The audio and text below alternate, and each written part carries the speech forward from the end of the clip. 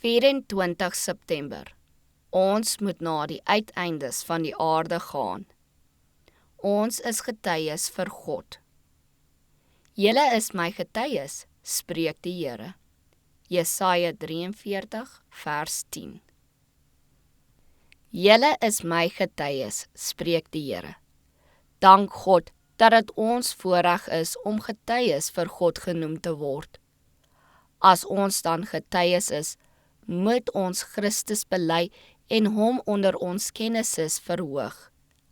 As ons sien dat die geesdrif en godsdienstwyse van enige van ons vriende afkoel, moet ons so een help en bemoedig, saam met hom en vir hom bid, sodat hy 'n ware getuie vir die Here kan wees.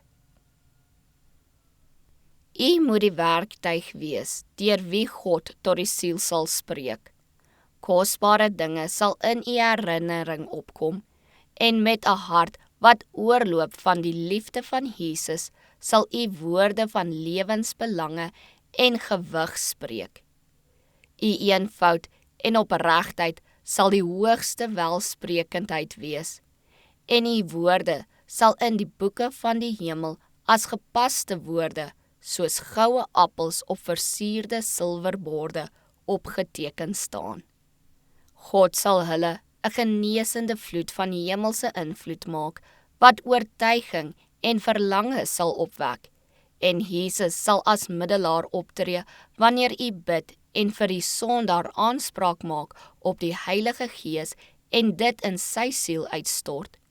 En daar sal blydskap onder die engele van God wees oor een sondaar wat hom bekeer. Die werk bo alle ander werk, die saak bo alle ander wat die krag van die siel behoort te put en besig te hou, is die taak om siele vir wie Christus gesterf het, te red. Maak dit die belangrikste taak van u lewe. Maak dit u besondere lewenstaak. Werk saam met Christus in hierdie groot en edel werk en word sendelinge tuis en in die vreemde.